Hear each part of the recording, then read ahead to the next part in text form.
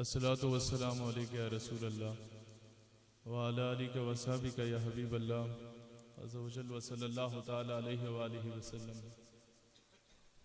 मैं आज कायद आज़म मोहम्मद अली जिन्ना रहमतुल्लाह अलैह और अल्लामा मोहम्मद इकबाल रहमतुल्लाह अलैह की पैरवी करते हुए यहाँ पे आया हूँ। मेरे कायद ने गाजी इल्मुद्दीन शहीद का केस लड़ा था और मेरे इकबाल ने गाजी इल्मुद्दीन डिफेंस कमेटी बनाई थी। आज सही मायनों में उनकी पैरवी करना यही है कि उस दौर के गुस्ताख को वासिले जहन्नम करने वाले के दस्तो बाजू बनने वाले कायद आज़म और मोहम्मद अली जिन्ना थे। तो अगर उनकी पैरवी करना चाहते हैं तो आज मुमताज कादरी का दस्तो बाजू बनना पड़ेगा। ये है नया पाकिस्तान, ये है असल पाकिस्तान। और मैं एक चीज वाजे करना चाहूंगा, जब कायद आज़म रहमतुल्लाह अलैह को वकील किया गया, वो जाते हैं जेल में और इल्मुद्दीन शहीद से कहते हैं कि इल्मुद्दीन तुम एक मर्तबा कह दो कि मैंने जब गुस्ताख को वासिले जहन्नम किया तो मैं होश में नहीं था, तो मैं तमाम सबूत की रोशनी में तुम्हें रिहा करवा सकता हूँ। गाजी इल्मुद्दीन ने जवाब दिया कि जनाबे वाला जिंदगी च पहला कम कीता है जड़ा होश च रह के कीता है।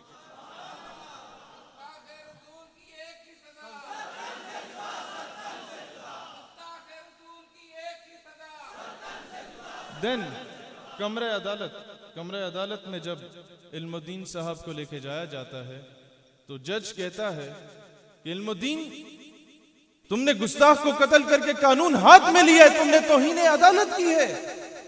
तारीखी जवाब मिलता है कि जज साहब जब आप तौहीन अदालत बर्दाश्त नहीं कर सकते तो मुसलमान तौहीन रिसालत कैसे बर्दाश्त कर?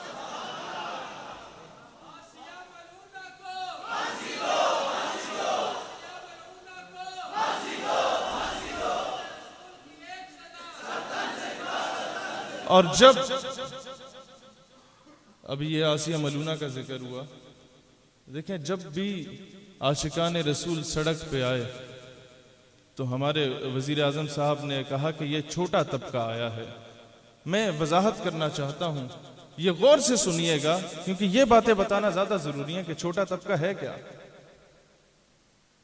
मौलाना अब्दुल सत्तार खान नियाजी रहमतुल्लाह अलैह वो स्टूडेंट लीडर थे अपने दौर के और मुस्लिम स्टूडेंट फेडरेशन के बानियों में से थे, जिनकी तरफ कायद आज़म इशारा करके करते थे कि इन नौजवानों की वजह से पाकिस्तान बना।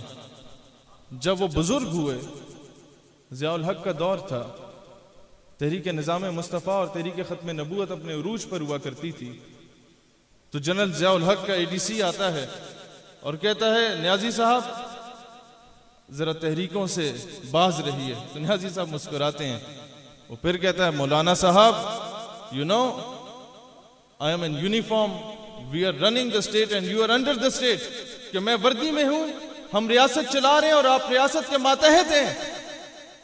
तो नियाजी साहब जवाब देते हैं कि बेटा I know you are in uniform and you are running the state and I am under the state, but listen to me very loud and clear, I was in uniform when you were in liquid state. मैं उस वक्त वर्दी में मलबूस था जब तुम पैदा भी नहीं हुए थे। ये था छोटा तबका। कमरे अदालत में लेके जाया जाता है, जज जवान था, ये साकिब निसार की तरह बुजुर्ग नहीं था, वो जवान था। वो कहता है नियाजी तुम्हारी सारी जिंदगी तहरीकों में गुजरी है। नियाजी साहब मुस्कुरा के जवाब देते हैं कि बेटा अगर नियाजी तहरीकों में जिंदगी ना गुजारता तो तुम इस कुर्सी पे ना बैठे होते, किसी थड़े पे पकोड़े बेच रहे होते। ये था छोटा तबका। ख्वाजा कमरुद्दीन सियालवी रहमतुल्लाह अलैह को खिजर या टिवाना ब्लैंक चेक लिखता है और कहता है कि जनाब इसे भरो, लिखो जितनी तादाद चाहिए, लेकिन मोहम्मद अली जिन्ना को सपोर्ट ना करो तहरीक पाकिस्तान में। ख्वाजा कमरुद्दीन सियालवी उस ब्लैंक चेक को जला देते हैं अंगीठी में। खिजर या टिवाना उस वक्त का गवर्नर पंजाब होता था मुत्तहिदा हिंदुस्तान का। उसने कहा कि सियालवी साहब अगर आपने अभी मोहम्मद अली जिन्ना का दोबारा साथ दिया तो मुझसे बुरा कोई नहीं होगा। ख्वाजा कमरुद्दीन सियालवी ने जवाब दिया कि मैं अल्लाह दे 99 नाम पढ़े जिन्ना खिजर या टिवाने दा नाम मौजूद नहीं। ये था छोटा तबका।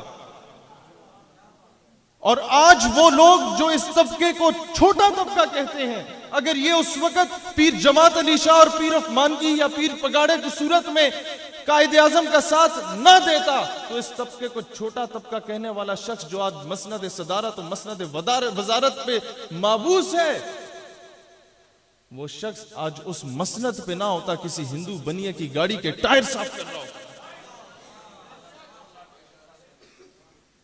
दोस्तान जी वकार, आज जो देखें, मैं एक चीज समझाना चाहता हूं, ये चीज समझाई नहीं जाती कहीं पर भी, हम जज्बात में आके बात करते हैं। ये जो IMF जब आपको, ये वर्ल्ड बैंक जब आपको लोन देता है ना, तो ये आपकी फूफी का बेटा नहीं है, वो आपसे कुछ डिमांड करता है।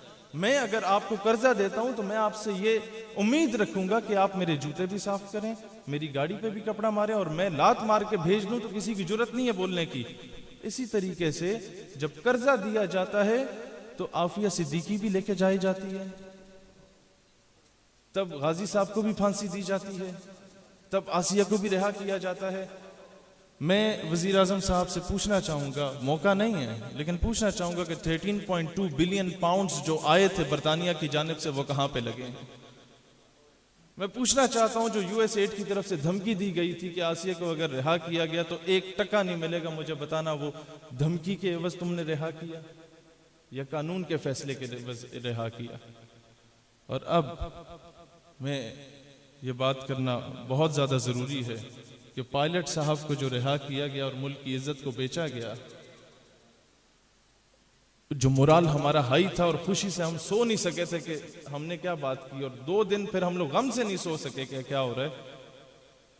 नोबेल पीस प्राइज का ऐलान किया जा रहा है खान साहब के लिए, ये कैंपेन चलाई जा रही है। मैं ये बात जरूरी समझता हूं करना कि नोबेल पीस प्राइज मलाला साहिबा को भी मिला था मुल्क की इज्जत बेचने पे, ऑस्कर प्राइज शर्मीन आबिद चिनॉय को भी मिला था मुल्क की इज्जत बेचने पे, और नोबेल प्राइज मुसलमानों की तिक्के बोटियां करने वाली बदमा की वजीर आजम को भी मिला था।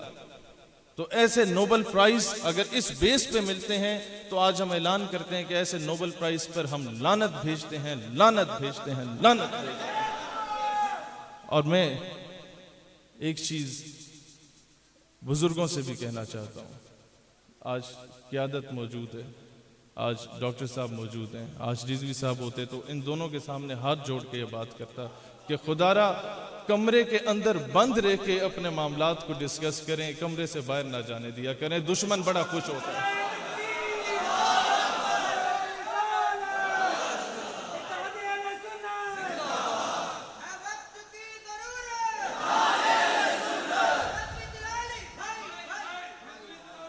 लगाओ ये नारा यार, शर्म नहीं करो, बोलो बोलो।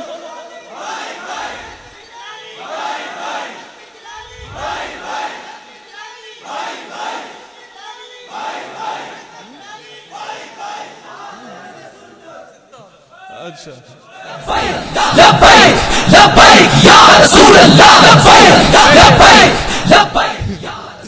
ये क्या चीज? अच्छा, मैं कर रहा हूं। आखिर में एक पैगाम में गाजी साहब के अहल खाना की जानिब से भी और तमाम आशिकान रसूल की जानिब से भी देना चाहता हूँ कि पाकिस्तान अफवाज जो है, पाकिस्तान आर्मी अगर हुक्म करती है तो इंशाअल्लाह ताला गज़वा हिंद का पहला दस्ता गाजी मुमताज कादरी के मज़ार से जाने को तैयार है। और एक नारे का जवाब आप लोगों ने ये देना है। कश्मीरी अपनी मोहब्बत का इजहार करते हैं, आज सोशल मीडिया से हमने उन्हें जवाब देना है। तमाम लोग खड़े होकर इस नारे का जवाब देंगे जो हम लोग कश्मीरियों को यह आवाज पहुंचाना चाहते हैं, पाकिस्तान का मतलब क्या, और ये आवाज कश्मीर तक जानी चाहिए, कश्मीरियों से रिश्ता क्या। और ये नारा जब लगाया जाता है तो लिबरल को बहुत आग लगती है, और हम ये नारा अमूमन कम लगाते हैं। अब हमने दलेरी के साथ लगाना है, हिंदुस्तान का एक इलाज अल जिहाद, अल जिहाद, हिंदुस्तान का एक इलाज। दलेरी से नारा लगाओ, बड़ी दुनिया को आग लगती है। हिंदुस्तान का एक इलाज, हिंदुस्तान का एक इलाज, कश्मीरियों से रिश्ता क्या।